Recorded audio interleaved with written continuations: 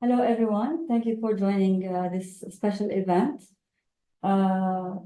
We are actually very happy and to share this moment with you and to discuss further about the Bitcoin halving. My name is Zina Ashur. I'm a marketing consultant for mAInNG, and I'm the founder of Women in Crypto Area. Today we have here the great team of mAInNG and great experts in this domain. We will start with Rami Asredi, who will actually start talking about this amazing event. Thank you everyone for joining. And definitely, special thanks to Mr. Satoshi to connect all of us here, across us, the founders and everyone in the community. My name is Rami Asredi, and I'm Managing Director for mAInNG, and I have the other leadership also with me. So passing to Mr. Ali. So how are you? And thank you for attending. I think today we have a very interesting session today to talk about the Bitcoin halving and Bitcoin itself as a technology. Today also we are hosting great experts. We have Alex over here and we have Faisal over here. They will give you some insight about the industry, and they'll give you some insight about the Bitcoin halving and what exactly we're expecting from this industry for the next 4 years. Now we'll pass to Mr. Alex. So thank you, Ali. And again, thank you everyone for joining. We had quite interesting week actually with the flooding and halving and a lot of excitement happening around us. Anyway, I'm CTO of mAInNG, and again, thank you for joining for this session. We'll try not to make it too boring and too technical, while still giving some info, hopefully that is useful to everyone who joined. Faisal, I will allow you also to introduce yourself. Hi guys, my name is Faisal. I'm the author of Crypto and Chill book, and I'm happy to be part of the Bitcoin journey, of course, and the big halving event that took place a few days ago. Thank you. Thank you, Faisal.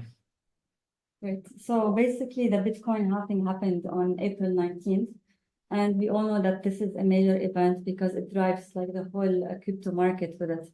It has a very great impact on the whole domain. So as we start, I think it's better to start by talking about what is blockchain and just like to simplify it in simple words. Yeah, let me do that, I guess, in the beginning, since that's the technical part of it. So most of you probably know the broad definition of blockchain and Bitcoin, but just to wrap it up and summarize it, the blockchain is basically a network. And one of the core propositions of that network and the purpose of its existence is the transfer of value. And to do that, you obviously have a connection of devices, which in this case are called miners. And to transfer this value, there needs to be a process that happens in a set of mathematical calculations. And to avoid the technical definition, they are basically producing a ledger. And this ledger is called blockchain because it looks like a chain of transactions that are recorded one after the other.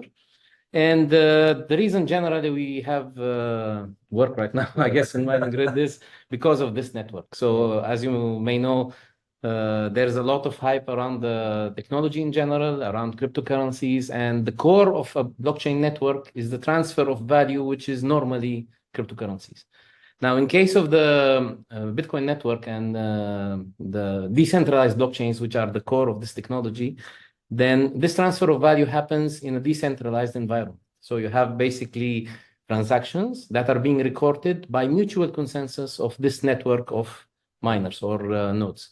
And the purpose of participating in that, there should be value, basically, that is given to these guys for doing the work and calculating this ledger and producing the indisputable transactions and giving the trust in general. And the core of that is also why are we talking about halving and why are we talking about the blockchain network? And that is actually the mining reward.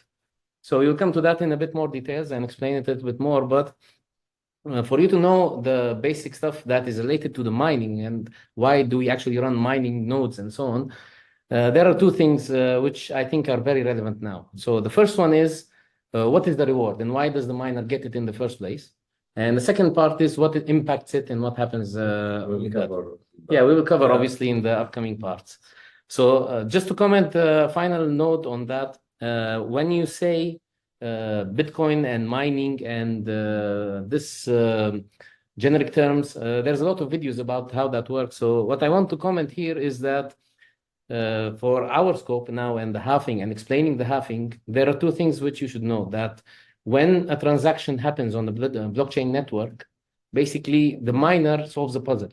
And the outcome of the puzzle is that they get the chance to record the block in this ledger. So that is the very, very simple definition of how the mining finishes. And the purpose of this session is actually to highlight what is the outcome of that. Why do the miners get this reward? What impacts it? And what variables actually contribute to it? Great. Yeah. I'll stop, otherwise I will go technical. I know. I think so. You know, if you have anything related to the app and application, that's you know, Alex who's you know, behind all the technology, and thanks for the comment.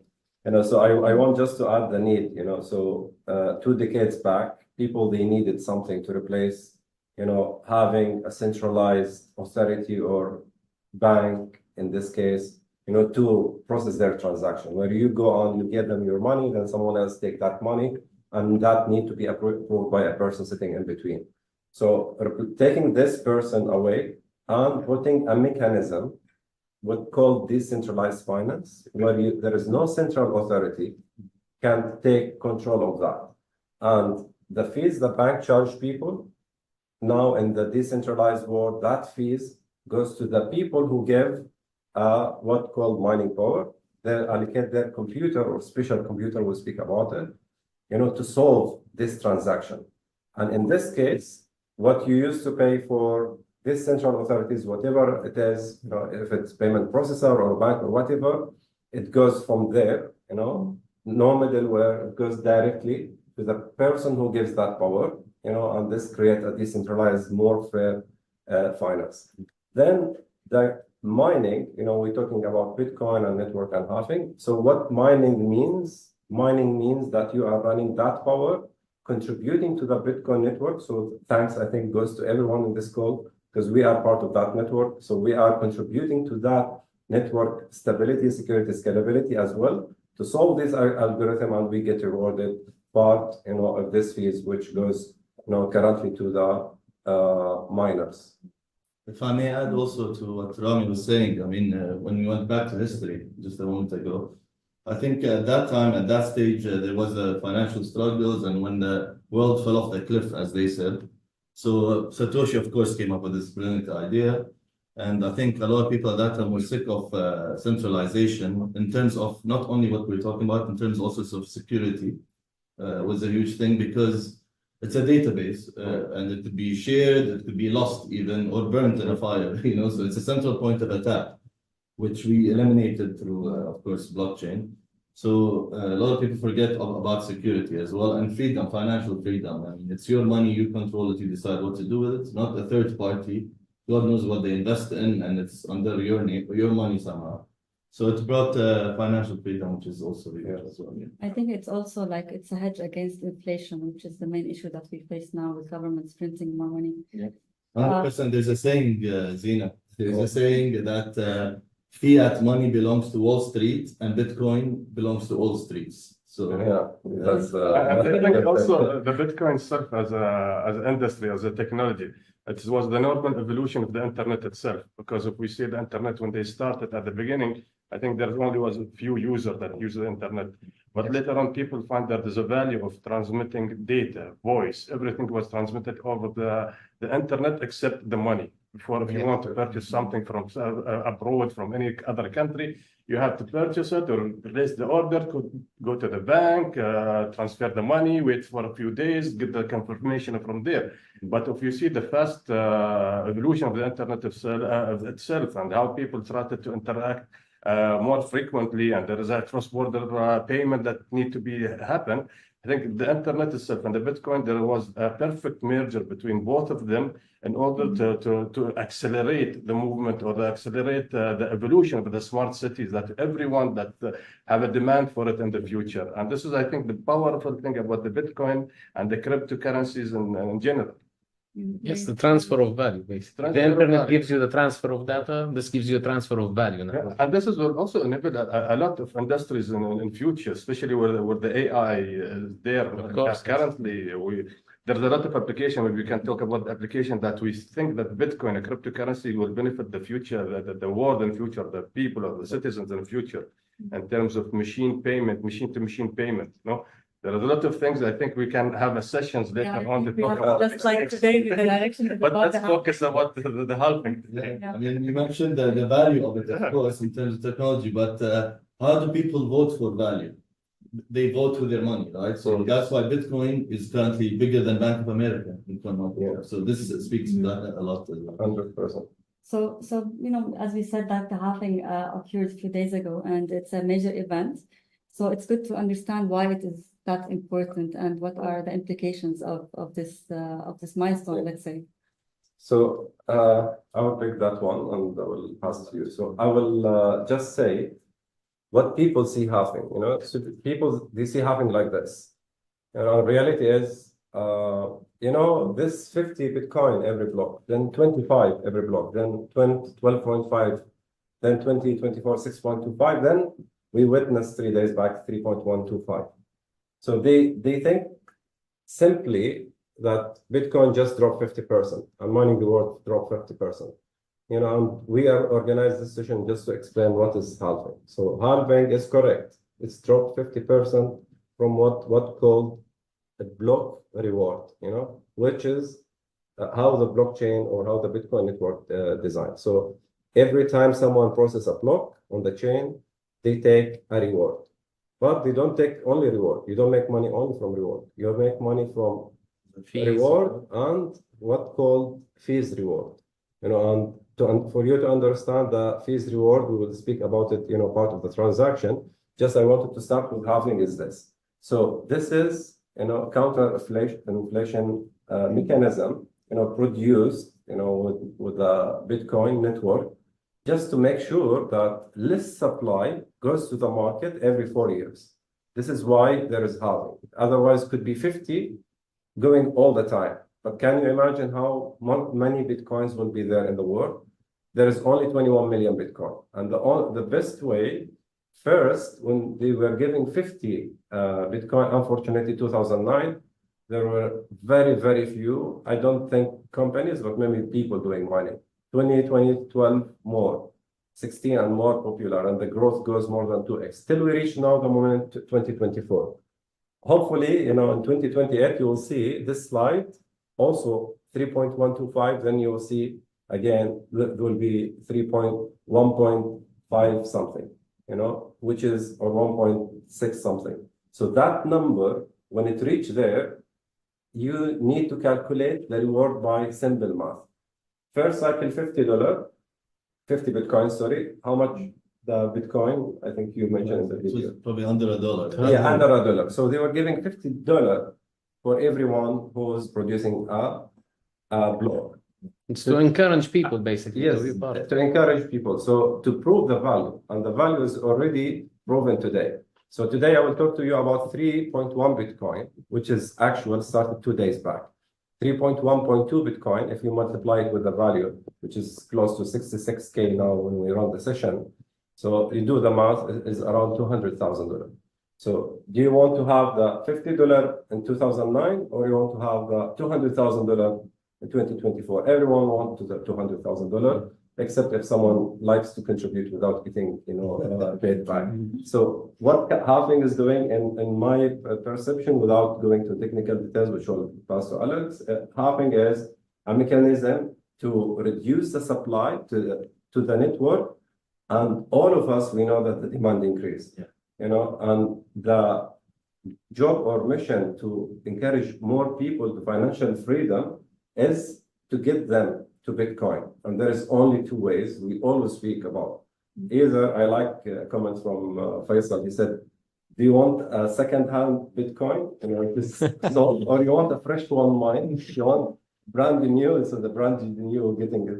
It's a joke. We were talking about accumulation just before the session, actually. And the way I mentioned it is like, okay, some people are saying I can buy it from exchange and that's it. Okay, there's, by the way, a lot of negative things. When you buy it from the exchange, you buy it at the price the exchanges decide or whatever, and you're going to most likely store it at the exchange. Trust me, 90% of the people will not withdraw it and put it in a secure wallet, unfortunately. But that's the reality. 90% is going to stay on the exchange. And when the exchange shuts down, that's it. It's not your Bitcoin. You buy it from there. It's stored at the account, username, password on their system, right? and they shut down the exchange. And you can Google how many exchanges have shut down, and a lot of people lost money, right? So it's you're getting like a second hand Bitcoin. But mine a fresh one, keep it stored on the wallet, it's yours, and you decide when to sell it at the price that you want to sell it at. I will make the entry for you, Alex. You know, so the block, we spoke about blocks, you know, and I will switch my screen and just prepare. You know, this is representation how the blocks work. I think. So How long the Bitcoin will last? Stop share. I have just to share again. Okay.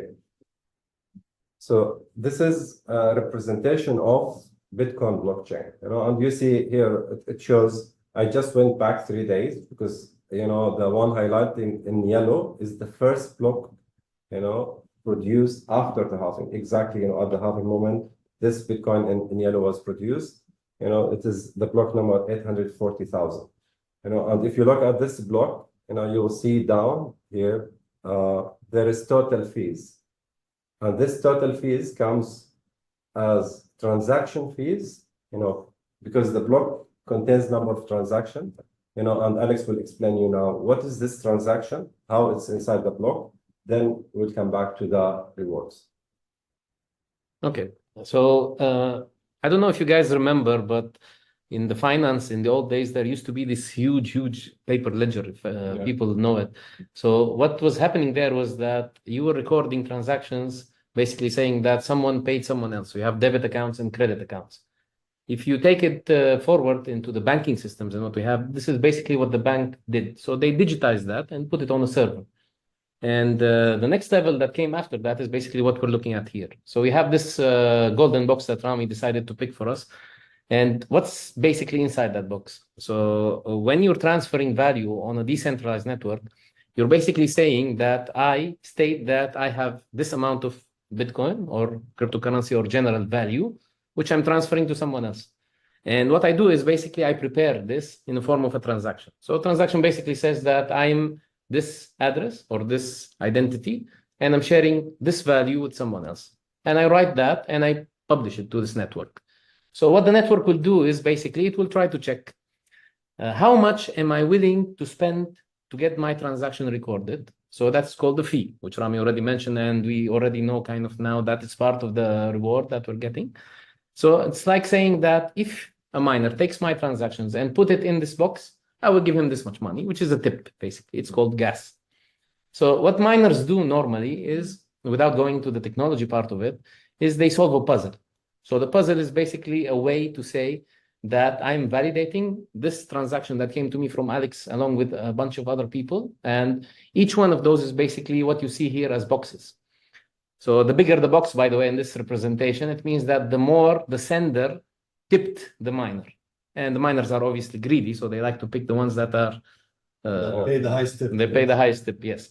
So what they do is they fill this block with a group of transactions and they validate it. And once this validation is done, then it becomes part of this chain. So you see it at the top basically being added.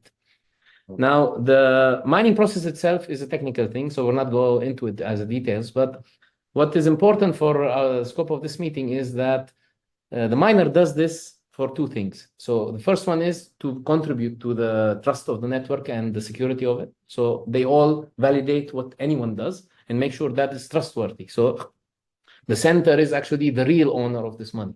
And they do that through something called hashing mechanisms. Now, think of it like this. If I am the miner and I add this block to the network and it contains a set of transactions, then why am I doing this? Like I mentioned before, I want to get the money out of it. So the Bitcoin incentivizes me to do that by two ways. It says that if I actually add a box at the end of this chain, then I'm getting the block reward. And this is basically Rami's nice drill down chart where you have halving actually happening. And the second part is that the tip that I actually collected from all of the small transactions that were recorded in this, which are transfer of value, are now basically rewarded to me as a...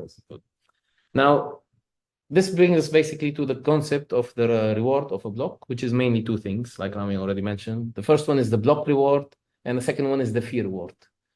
And what is happening actually during the halving is that the blockchain needs to counter inflation and it needs to adjust itself for its adoption. So like Rami mentioned, when it started, the blockchain was not that popular. So the number of miners was small, the value of the Bitcoin was small. And as it grew, basically, there was a huge demand on it. So now people want to use it more. They want to trade money. They want to, and they have basically, they're willing to spend this fee and tip the miner. And we need to adjust that and counter it. So what is built into this network is that every set of blocks, the reward that is given to the miner needs to be split in half and to make it more scarce, basically, and more difficult to get.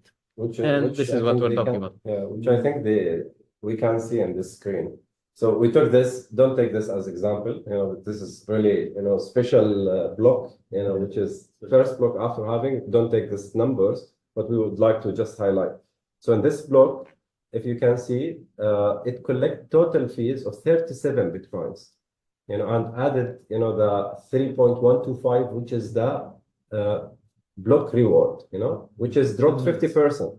But what added to it is 37 Bitcoin. So whoever mined this Bitcoin, which is we know, it's via BTC, because this competition is no more people game. Sometimes lucky people, they can mine, connecting their power directly. But you looked at Faisal, did you mine with block? I've been mining for years. Yeah. So the via BTC, they mined this block, and they took as a reward total of 40 Bitcoin, 3 from the halving picture I showed you, and 37 from transaction fees. So if we are looking that we want only to take a reward only from block reward, yes, we will be doing 50% of half what we used to do before halving. We actually planned this session after the halving to show you what happened in the next block, and we shared in our channel. If you see here, this one, for example, the total fees, they were 7 Bitcoin plus the 3 reward, then total 10. What is the average before halving? Before halving, the average was 7 BTCs, or 6, let me say 6.25 to up to 7. So 6.5, 6.4 on this. So that was the average.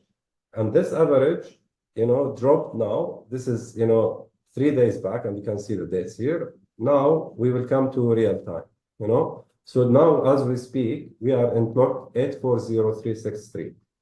And next block expected in 9 minutes. So now we are in the session, one more block will be written in blockchain, in Bitcoin network.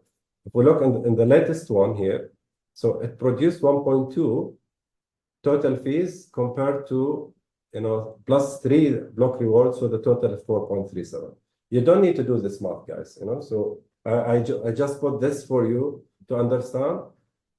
Numbers confusing, but chart is very simple. So this is block time. How long does one block take? Yeah, I still haven't I'll leave that for you. But you guys, you can look here, you can understand what I'm saying just from simple graph. You can see before halving, this is halving April 20. Before halving, the transaction fees represent 15% of the total, 10%. It was averaging, around 10% here, 7%. What happened on the same halving date? That portion of transaction fees, just jumped high to 300%, 600%, which is not normal because a lot of transactions were queued in the blockchain to be executed. Everyone want to be the first block after the Yes, halving. everyone, and so many transactions increased. But now, if you see, this is the market correction happened in the last 2-3 days. But I want just to highlight what's happening now, in this day. In this day, the transaction fees contribution to the profit of connecting a miner is still averaging 50 to 60% from total reward. So halving reward block dropped 50% through. At the same time, the reward for processing this transaction increased. So the total Bitcoin per block is still in the similar average of the previous one. So stay connected with me because, this is the last thing. So fine. So we were averaging 6 to 7. Now we are seeing based on these blocks, real time, we see 4.3, 5.2. So it dropped, which is fees plus block reward drop. You are right. Yes, dropped little bit, This is the beauty of the Bitcoin. So this 5 Bitcoin, to whom it goes, that's measured by something called network hash rate. What is network hash rate? Simple. Is the total machines, all of the people inside mining grid, mining race, and all other mining companies in the world, they connect their power to the pool. And this is the total power in all pools and individual connected. So what happened? The 5 Bitcoin get distributed, in the halving day, which is April 20, it was to 650 million, terahash per second. So what is the number now? It's 620. So it dropped 5%. What does it mean? Profit also increased 5%. So if you want to connect these three together, then perfectly now you understand the mining reward and impact of halving. So halving reduced one, transaction fee corrected the second one, and then the Total hash rate, yes. It dropped. So last point from my side, I will pass. I spoke a lot, so sorry Faisal. So the last point I want to say why this is dropping. I will tell you why. Because the question even we get asked, is my machine will work 4 or 5 years or not? And we keep saying the average time, lifetime is 3 to 5 years. And this data also you can find it in this third-party hash rate index. There is another information about ASIC prices, but there were ASIC devices producing 60 terahash, 70 terahash, 80 terahash, and consume high power. So now after the halving, these machines will not be sustained, or maybe they will cost electricity more than mining reward, So the old machines plugged in, and they were waiting for this halving. Now they were getting unplugged, and with other reasons, but generally the reduce of network hash rate is driven by multiple things. It's not only the old devices getting disconnected. This is one of the reasons, which is obvious and simple. There are other reasons, which is called Bitcoin difficulty and block time, if you want to speak about it. Yeah, I mean, as time goes, goes through, the mining difficulty gets really hard to the extent that you need more powerful machines, obviously. So I think at mining race, what we have options of 100 terahashes onwards, right? Mm-hmm. So of course you need more powerful machines to mine more Bitcoin. I mean, this is to keep it simple. This is what it means. But after every halving, the difficulty increases double. You could say double the difficulty. I can comment on that if you want. Yeah. So one of the technical aspects of it is that, again, the blockchain is a network, so it needs to correct itself for the supply and demand. And one way it does that is that it needs to maintain the time that it takes to produce a block around 10 minutes. So what the miners do is, it's kind of like a consensus or a mutual agreement that is built into it. It says that whenever 2016 blocks are mined, we check how much time is the average for a block. So if it grows actually above 10 minutes, then the network is starting to become slow than its intention. So what happens is the difficulty goes down a little bit. So now the mining is a little bit easier by saying that the hashing that is produced, or this puzzle that the miner does, becomes a little bit easier. If it's the opposite, if the blockchain basically, the hash rate grows, like, for example, like Rami mentioned, right now the hash rate is going down. So that means that the puzzle is now harder. So we have less hashing power. So the difficulty needs to go down a little bit so that we stay around the 10 blocks. I think this is designed like for future proof in case AI gets involved one day or whatever. Yes. The system won't agree with AI. I mean, if you get a supercomputer, whatever, a nuclear computer that says I will mine 1 million Bitcoins an hour, whatever, this is virtually impossible because that's how the algorithm and the language works within the blockchain. And Alex added this picture, so summary of that, chapter of this session. If anyone looks at his, pool, where he see mining, this is an example for Antpool because we partner with them in, in our providing our mining. So if you look here, you will see your total earning, block reward, what I told you about, just a few minutes back, and fee reward. So if you want to see total earning you do is the sum of this both, and this both will be increasing even though the halving happened if the total network hash rate drops over time, which is called Bitcoin hash price index, which is Bitcoin hash price, and this is the index of the hash price. So what is Bitcoin hash price index? If you look at it, it is how much each terahash, we spoke about 650 million before halving and 622 million terahash per second connected now. And this is how much each one of this terahash pays per day, And here you can calculate anything. If you want mining card 100, you can multiply 100 by this number. If you have, a device of 200 terahash, you multiply 200 by this number, then you can get exactly how much you can earn from this network. So if you compare this chart, so on 20th of April, we had the number here, which is 92 for PHS. I can switch it to THS here. Yeah. So look at 7 days. Okay.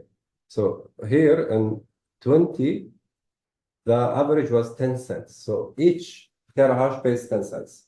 Let's say a device of 100 pays $10 per day. So what happened? Exactly just for a few minutes or hours, it dropped. Then after that, it jumped again, and the mining was more profitable in these 2 days after halving, and then the market correction happened for the multiple aspects we spoke about. And now the profitability is around, 7 or 8 cents per terahash. Okay, this is if you look at, the scale. If you look at 1 month scale, which is important also to understand, because of the whole thing is taking time. Okay, so this is,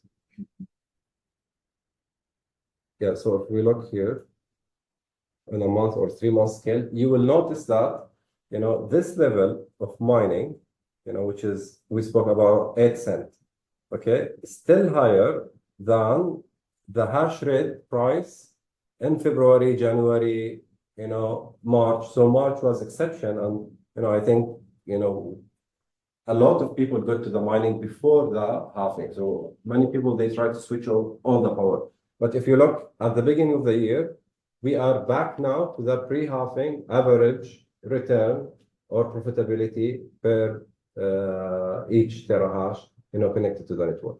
So this is what is the impact of the profit for future. So we are analyzing the data from the pre-halving, like 3 months till today. Then from now, we have only 3 days to tell you the information about it. But you can see a lot of people, they recommend or they forecast that the hash price will stay always above the electricity cost. The answer, I think you will find it with Alex and Faisal, and the why everyone do it, because the hash, the miners should keep their machines working all the time, to avoid disruption of the network. If the disruption of the network happens, what it means? Everyone lost their value. Yeah, a 1.3 trillion market cap, just disappeared because the Bitcoin network will not be there anymore. So always should be a miner, and I don't think there is someone really, really good in this world just to switch and pay because he loves a Bitcoin. Just because I love it, I want it to be decentralized. Might be some of us, maybe few of us. There are a few. Yeah, but I think majority will be, switching on miners to get a return back, not to make a Bitcoin, sustain. Just I forgot to mention at the beginning, if you have any questions, we'll do Q&A at the end of this session. For that, just I want to highlight of one highlight of mining race. Just we hold this session.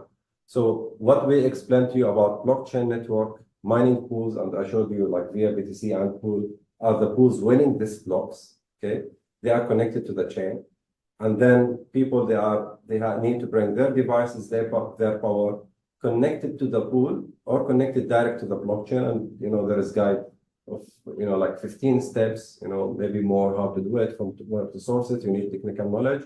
So what we try to do is simplify it. We use non-custodial wallet connected with mining features, to have that mining all together. You can view more about our program, but what I open this because I want to highlight in our portals, you will see two things, which is the profit of mining, which we call speed mining, that's renting a power for 90 days. Currently, if you look at this 90 days, this card, based on the current data, and the hash price I just explained, if you put $510, get, worth of Bitcoin 601 based on static output, based on the current Bitcoin price, which, this is the mining card. And also, if you look at the device mining, here are, part of the devices we supply. And if you can click, we try to simplify, also the profit of mining in just one page. So if you want to know what is if I pay today to buy this card, how much Bitcoin or dollar I'm investing, and what is the, outcome expected from this in the period of 90 days in Bitcoin. And you can simulate, because, there is increase of Bitcoin price, you can say, I expect Bitcoin price to be not 66, I expect it to be 76 after, and if it's there, you can see what is your mining reward. That's one part of it. The second part is the dashboard, so for us, some data from what you see here, the Bitcoin price, market cap, how many Bitcoins are mined, percentage of mined Bitcoins, how many Bitcoins remain, for issuing, and this is global hash rate, currently hash price, and difficulty, what we spoke about, it's all included. Also, what you see on the left is the block reward. As we speak, there is 3.1 Bitcoin generated as block reward, not total reward value. Add to that transaction fees, you'll get the value. Only block reward worth of $200,000. And this $200,000 get distributed every 10 minutes. To whom? To the person who solved the puzzle, which Alex started the session speaking about it. And, he wins that block and write it on the blockchain. I also like to mention something that since we're talking about the block and the winner, so the winners normally are part of a pool. So one other side to look at what Rami was mentioning about the total hash power of the network, think of it like this. If the pool has a hash rate of 100 and that goes down, so basically all devices get disconnected and the pool wins this block, which let's say for the example, the last one, it produced, let's say 5 Bitcoin reward. What happens is that this gets distributed across the participants of the pool. So you're contributing in the end to this winning. And what happens is that your share becomes a little bit higher, which makes also the adjustment or the kind of correction of what's happening with the reward. This is basically the solo mining versus the solo mining versus the pool mining. So the mine by yourself, maybe exactly. 10 years you might be lucky, we don't know. But with a pool, you're kind of guaranteed every 10 minutes you're getting something out of it. And you can see, here, like this is the same meme pool. We recommend everyone, he can go there and he can track, who's winning each block. If you have free time, you can watch it.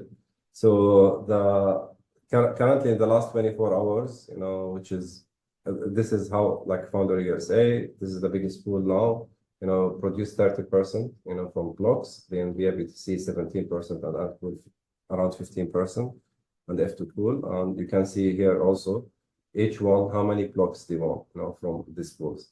And, for us, we choose Ant pool. Ant pool is always, this is in 24 hours. If you want to look at 1 year, you just click 1 year. So you see always Ant pool is in the top 2 pools global. So we integrate that, to make sure that the pool we integrate with, they are winning a lot of blocks. And when they win a lot of blocks, they have a good share of the market, which is in 1 year, they have 24% of Bitcoin distributed went to them.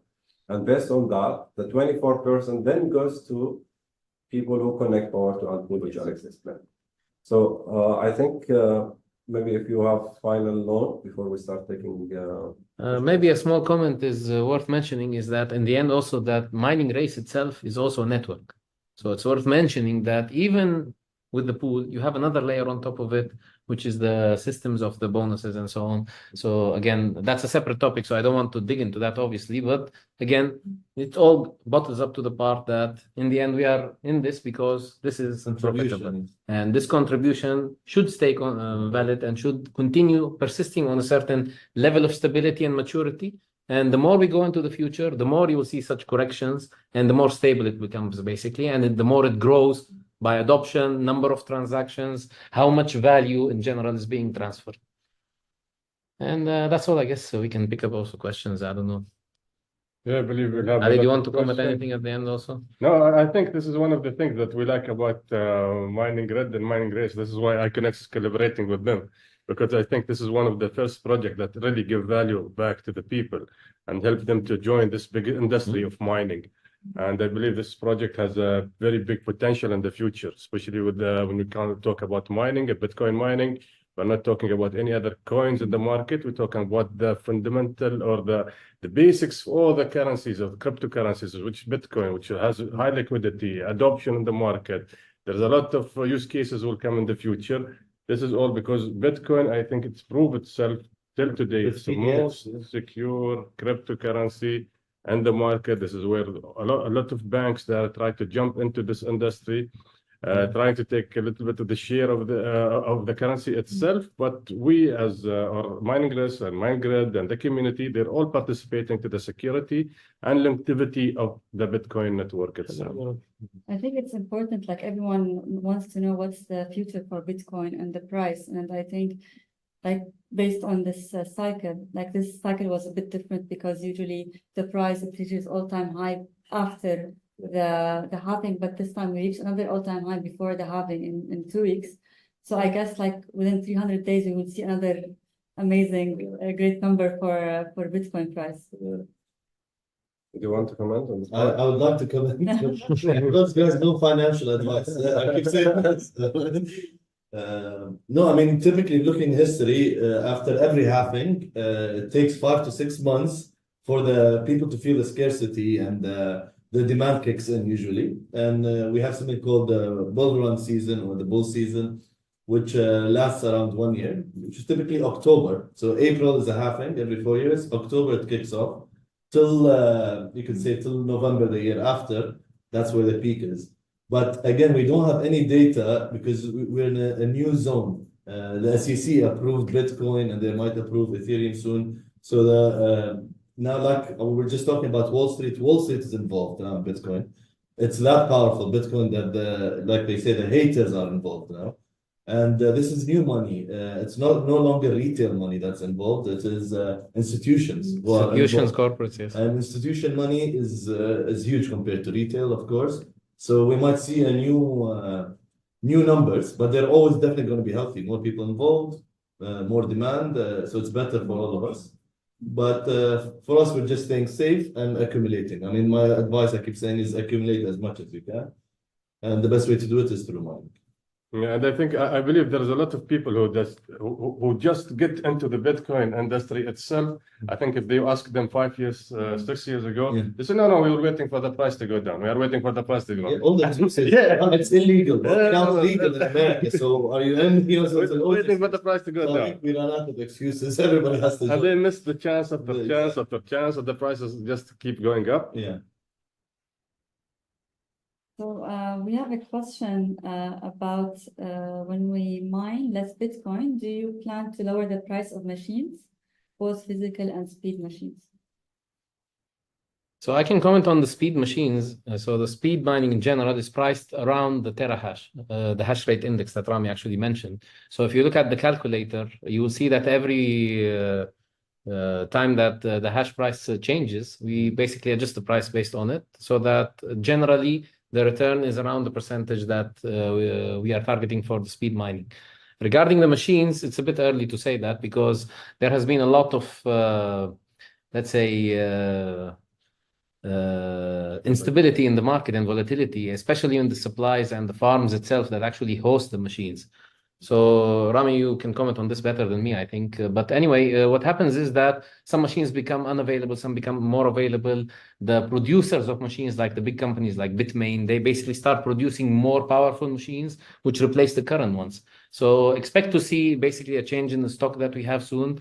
And expect to see also updates in general about when will the machines arrive, what will happen. But again, remember that this is an unstable time. So you see now crazy stuff happening. You have numbers going up and down in transaction fees, prices, and so on. And sadly, we cannot control this actually, and it's part of how the ecosystem works. Exactly. I wanted just to say, the same we use third-party sources.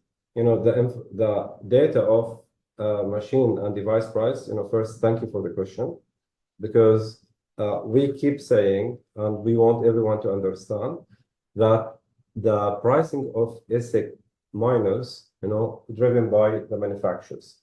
But what people can say, they can track the prices. And there is also chart, which you see here, which is the price of these miners.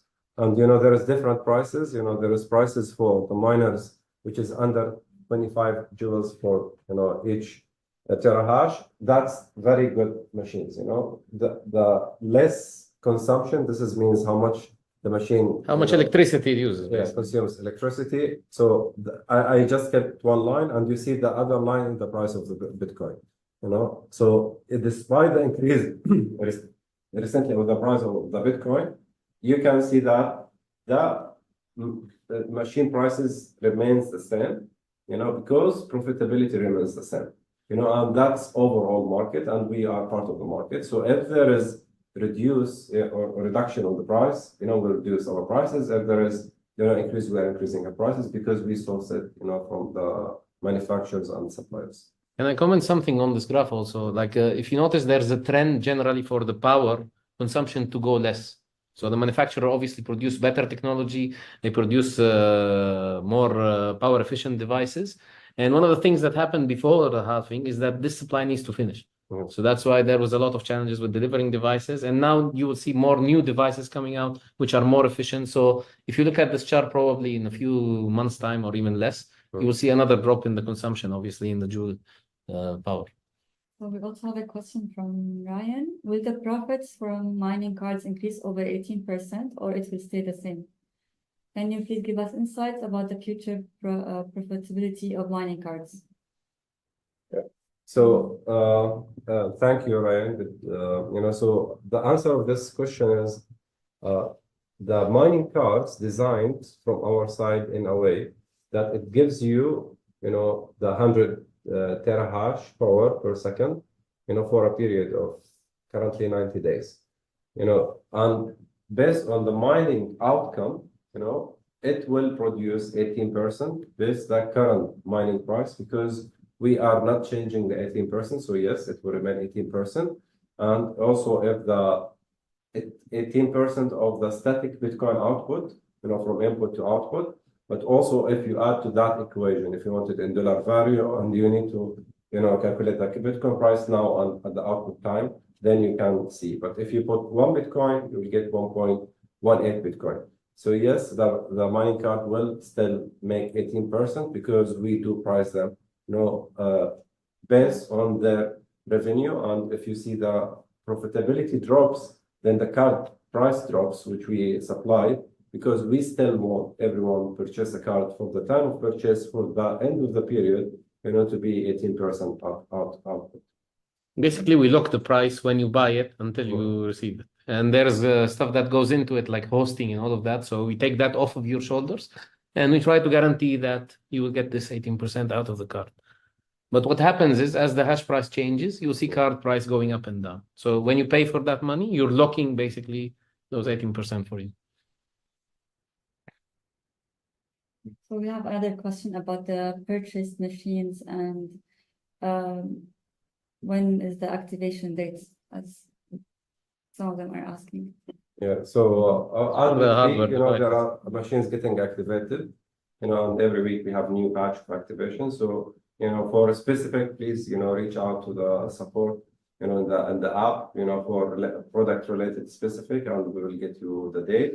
So now after having passed, and as Alex spoke, market stabilizing as well, and we see also faster traction, for, getting the miners delivered, plugged in, and everything getting stabilized. So that's, specific, I don't have answer to a specific machine, but, the average time of our delivery of machine, we say, it takes 60 to 90 days. We are trying to, lower that, some machines getting replaced or recommend new model. We send, this communication to everyone, who already access the machine and devices from our side.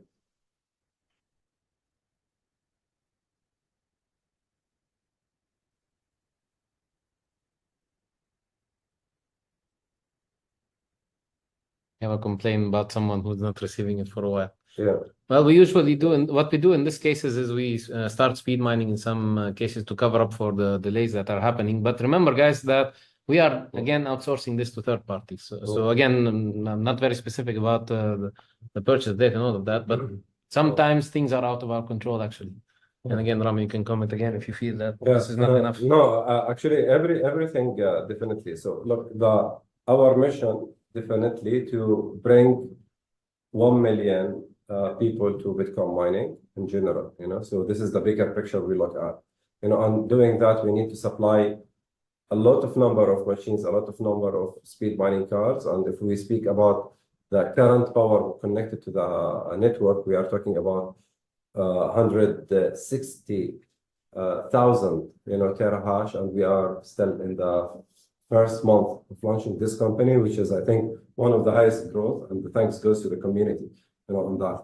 So definitely during that, we have planned in Q4 and Q1 next year to start sorting our farms. Then we'll have 100% control on activation time and do it really faster.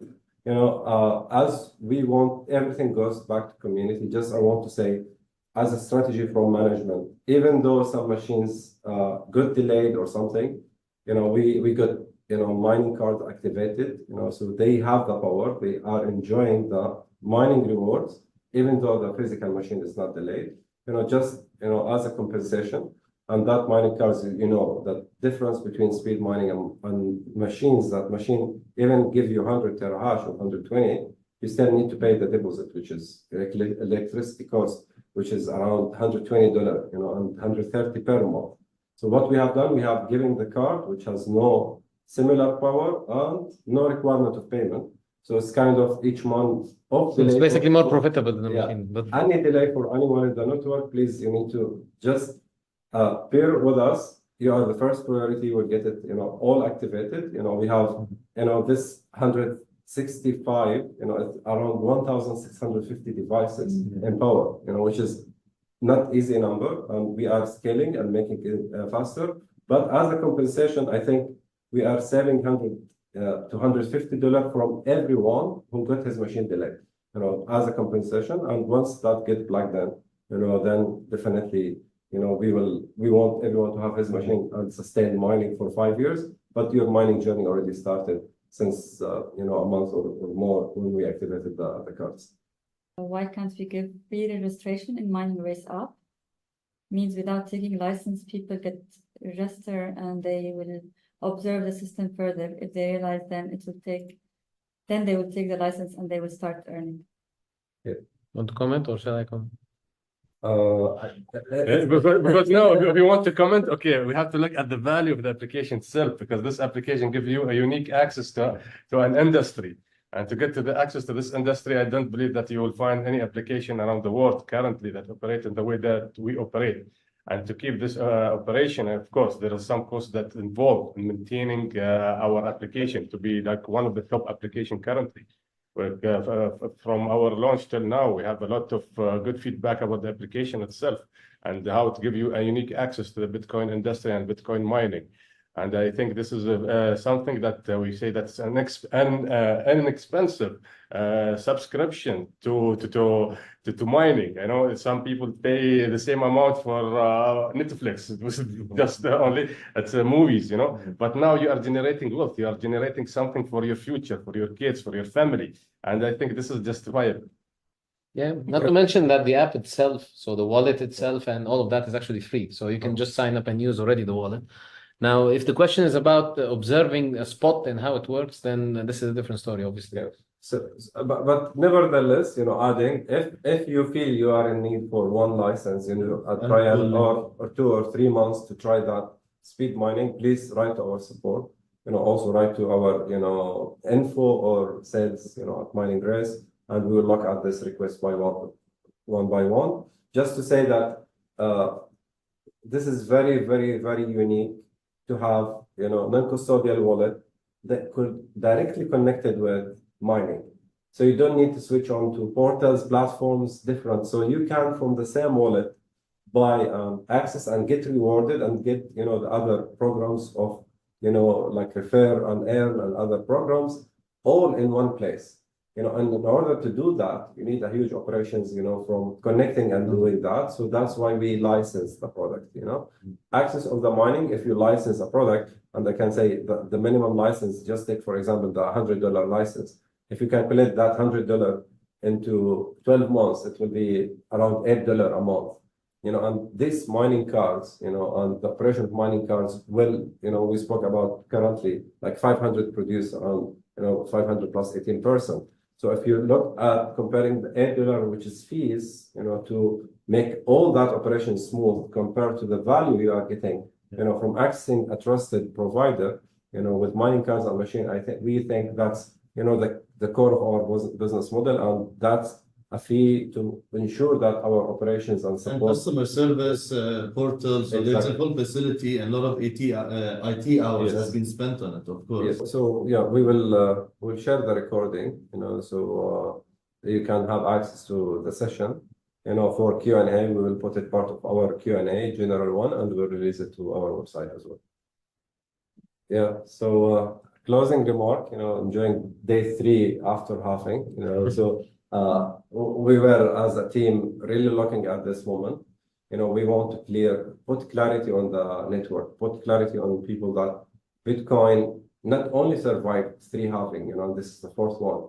It's the opposite. It's not only survived, it gives more profit to people who, join, even though they join later, and we are in the right time. I see personally the momentum between 2024 to 2028, the next cycle will be the biggest in the Bitcoin history from my point of view. Number of miners connected, interactions, and we build the mining race, and we call it race because we want to build a community around it, so we don't want that individual connecting power machines somewhere, no, we wanted that to be a community, and we want this benefit to be, distributed from one to another in the network. So that's a message from my side, and I would like to thank everyone for joining. Yeah. I think we just have one question about the promo. How does the promo code work? I can comment on that. So the promo codes are one of the features that we released recently. And so there are specific usages for them. But just to give you an example, let's say that we make an event, a live event. So we can use a promo code in such an event and say, okay, guys, here is a code. If you use it now because you're part of the event, you'll get a certain discount or certain feature. So generally, we do it as a case by case. So if such a code exists, you will get it either through a leader or through an event, and there are proper channels for that. And just guys, just to make sure, that's a feature we released. In everything you do in your life, you want to put a ticket, hotel, anything you want to do, you will see that part of coupons, promo. Yeah, so does not mean because we receive support ticket. That does not mean that we have a discount on speed mining. That doesn't go to a person, not to another one. So this is special promotion. If we run special promotion, you will receive it to your email, you will receive it in your application, and we'll publish it our global code where you can use that codes later. Don't feel that you are missing nothing. If there is something specific to this promo code, you will get it will get to you in the communication. Yes. Great. So lots of valuable information today. We'll give you some time to analyze it and understand it more. And so thank you for joining in the first place, actually. Thank you all for joining. Thanks, Mining Grace, for hosting us today. I think it was a valuable session for us. And for all of you, there's a few nice information that I get for the first time today. And I would like to thank you all, Faisal, Alex, for your contribution today. And I think we have a very nice mining journey in front of us, especially with the collaboration between iConnex and Mining Grace. And I think the future is here, and we are creating the future. We're creating the future of the wealth of the future. Thank you all again. And any closing remark? I did mine. Thank you, Rami. Thank you, Zena. My last. Read his book, by the way. You need to read his book. His book is available in the application. Yeah, guys, read my book, but that wasn't the main thing. So for me, the last thing, like I said, my last comment is accumulate, and next year, same time, we'll watch this clip of me saying accumulate. Everybody will be happy. Next year, same time. Hopefully, we'll have a session, and this clip of me will be on repeat. Yeah.